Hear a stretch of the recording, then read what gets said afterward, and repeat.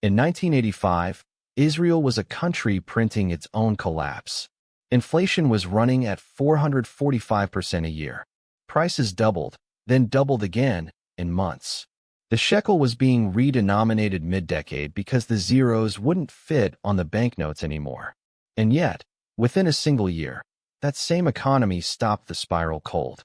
Inflation went from 445% to roughly 20%.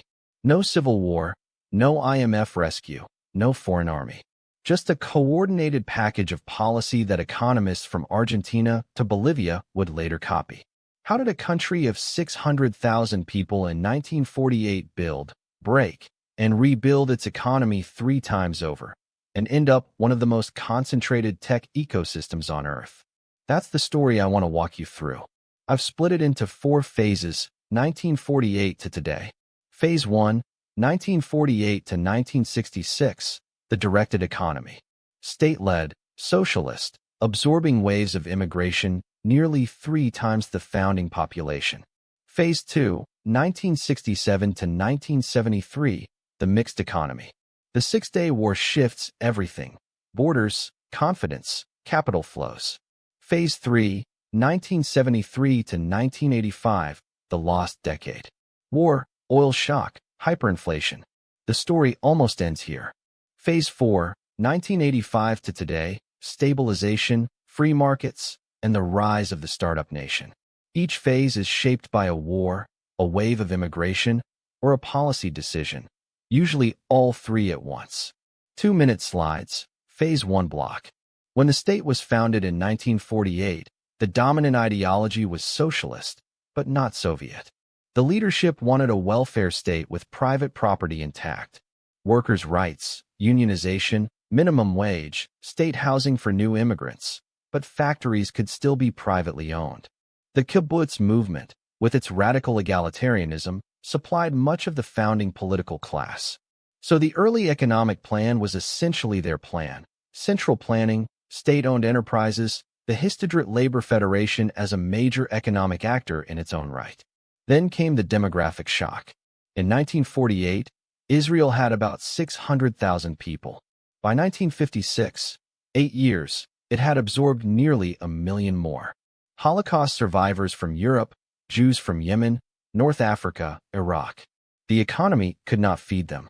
So in 1949, the government declared the Austerity Period: rationing, import controls, food allocated by family. It lasted 3 years. 2 outside flows kept the economy alive. The first was American Jewish capital, the bonds program, raising loans for development. The second, more controversial, was German reparations, post-Holocaust payments that, despite enormous moral resistance, the Ben-Gurion government accepted as strategic infrastructure for the new state. By the mid-1960s, the model was hitting its limits. The state was the economy. Banking was concentrated in 2 institutions. The Tel Aviv Stock Exchange existed, founded in 1953, but trading was thin and tightly regulated. Capital was allocated, not priced. 1.5-minute slides. Phase 2 block. In 1965 and 66, Israel slid into a deep recession. Public sector-led growth had run out of room. Unemployment surged, and there was real fear of war. Then the war came. June 1967, 6 days, decisive Israeli victory. Economically, the result was almost the opposite of what you'd expect. Existential threat lifted. Tourism surged. The Bar-Lev fortifications along the Suez Canal triggered massive infrastructure spending, built largely by private contractors. This is the moment Israel's private sector visibly emerges. The state hires it, it grows, it starts buying its own equipment, its own machinery. Investment confidence rebuilds. Foreign capital arrives. The law for the encouragement of capital investments pulls factories into Israel. The Dead Sea Works, Israel Chemicals. Industry starts moving beyond agriculture into electronics and chemicals, the seeds of what becomes high-tech 20 years later. For 6 years, Israel grows fast. Then 1973 happens. 2-minute slides. Phase 3 block. October 1973, the Yom Kippur War. Surprise attack, severe casualties, defense spending balloons. The government finances the war the way governments always do when they can't tax their way out, by borrowing and ultimately by printing. Then the second blow lands. OPEC, the oil cartel, retaliates against Israel's allies by quadrupling oil prices worldwide. This is the first energy crisis.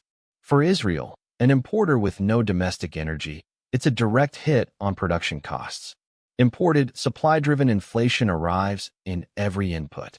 In 1977, the political map flips. The Mahapak, the upheaval.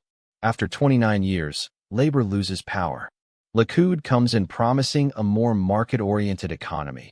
But in the short term, the new government dramatically increases consumer subsidies. Deficits widen. The central bank keeps monetizing them. Inflation, already elevated, becomes structural. By 1980, inflation is 131%. By 1984, 445%.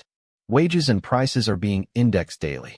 Businesses that borrowed in shekels, including many kibbutz industries, are wiped out by interest rates.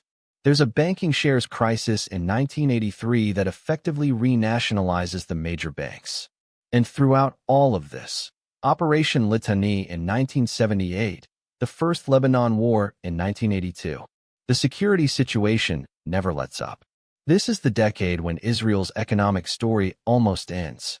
3-minute slides, Phase 4 block. In July 1985, a national unity government does something unusual in modern economic history. It actually executes the Stabilization Plan. Wage and price freeze. Sharp budget cuts. The central bank stops monetizing the deficit. The currency is redenominated. The old shekel becomes the new shekel, 3 zeros erased. The finance minister later titles his memoir, Erasing Zeros. By 1986, inflation is around 20%, from 445 to 20 in roughly a year. The architect, Professor Michael Bruno, becomes the economist countries call when they need to break their own inflation. Argentina copies the model. The Israeli template, the package deal treating demand, supply costs, and expectations simultaneously, becomes textbook. What follows is 2 decades of structural reform. State-owned enterprises are privatized. The major banks, Israel Chemicals, Dead Sea Works. Capital controls come down in the 1990s.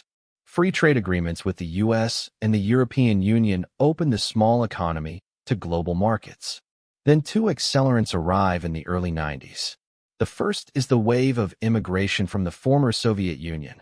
Roughly 1 million people, disproportionately engineers, doctors, scientists. The second, in 1994, is Yozma, a government-backed venture fund, essentially state seed capital for a venture capital industry that didn't exist yet. It's privatized later, but the model takes. In 1998, ICQ is sold for $400 million, and the imagination of an entire country lights up. Checkpoint. Amdocs. The dot-com bust hits hard in 2001, but recovery begins by 2004, and from there the trajectory is up. Multinationals, Intel, Microsoft, Google, open R&D centers. The country starts being called the startup nation. In 2008, when global banks are collapsing, Israeli banks are stable. They learned the lessons of 1983 a quarter century early, on capital adequacy, on speculative exposure, on regulation. The 2010s bring a real estate boom, low rates, and the discovery of the offshore gas fields, Tamar, Leviathan, Karish, which give Israel something it has never had before, energy independence. COVID hits like everywhere else. Massive monetary expansion, then the inflation of 2022 to 23. But the tech sector remains the structural growth engine, and increasingly, the source of social tension, as wages diverge sharply between high-tech and everything else. So here's the arc, compressed. A 600,000-person socialist experiment absorbs 3 times its population, lurches into a lost decade, executes one of the cleanest stabilization plans in modern monetary history, and emerges 40 years later as one of the most concentrated technology economies in the world. If you take one thing from this, an economy is a sequence of decisions about immigration, about war finance, about whether the central bank prints, about whether the state sells what it owns. Israel made every kind of decision a country can make. That's what makes its economic history genuinely instructive. In the coming videos, I'll go deep on each of these phases. The 1985 plan in particular, the high-tech engine, monetary policy, and the exchange rate regimes. This was the map. Now we draw the territory.